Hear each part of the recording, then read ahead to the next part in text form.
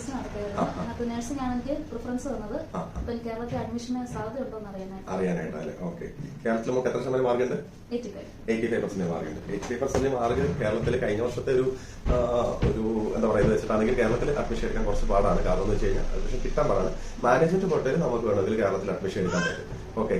അപ്പൊ അതായത് ഒരു 99% മാർക്കുള്ളവർക്ക് മാത്രമേ ഇപ്പം കേരളത്തിൽ LBS വഴി ഡയറക്റ്റ് അഡ്മിഷൻ കിട്ടുന്നുള്ളൂ. ഗവൺമെന്റ് കോട്ടയിൽ അഡ്മിഷൻ കിട്ടുള്ളൂ. മാനേജ്മെന്റ് കോട്ടയിൽ നമുക്ക് മാനേജ്മെന്റിനോട് സംസാരിച്ച് നമുക്ക് എന്ത് ചെയ്യാൻ പറ്റും?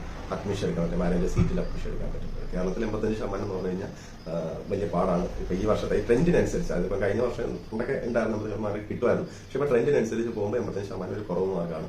നമുക്ക് ബെറ്റർ ആയിട്ട് നമുക്ക് ചെയ്യാൻ പറ്റുന്നത് തമിഴ്നാടോ അല്ലെങ്കിൽ ഈ പറയുന്ന ഒരു കർണാടകയാണ്. പക്ഷെ കർണാടകയിൽ പ്രശ്നങ്ങളുണ്ട്. അപ്പം അത് ഞാനത് ഡീറ്റെയിൽ ആയിട്ട് പറഞ്ഞത്. ഓക്കെ. കാരണം ഇത് പറയുന്നത് 99% വരെ മാർക്കുള്ളവർക്ക് മാത്രമേ ജനറൽ കാറ്റഗറിയിൽ നമുക്ക് കേരളത്തിൽ 98% മാക്സിമം ജനറൽ കാറ്റഗറിയിൽ കിട്ടിയിട്ടുള്ളൂ കഴിഞ്ഞ വർഷം. കാരണം ഇപ്പോഴും അതേ ഇത് തന്നെ കിടക്കാണ്, ടെൻഡൻസി തന്നെ കിടക്കാണ് ഈ പറയുന്ന അഡ്മിഷൻ സെക്ടറിൽ. അതുപോലെ തന്നെ ഈ ഒരു 94-95% മാർക്ക് വരുന്ന കാസ്റ്റ് വൈസ് ഉള്ള ആൾക്കാർക്കും ആ ഒരു ഇതേ കിട്ടുന്നു. ഓക്കെ. അപ്പൊ അത് നോക്കാൻ നമുക്ക് Tamil Nadu Karnataka നോക്കുന്നതായിരിക്കും better. Thank you.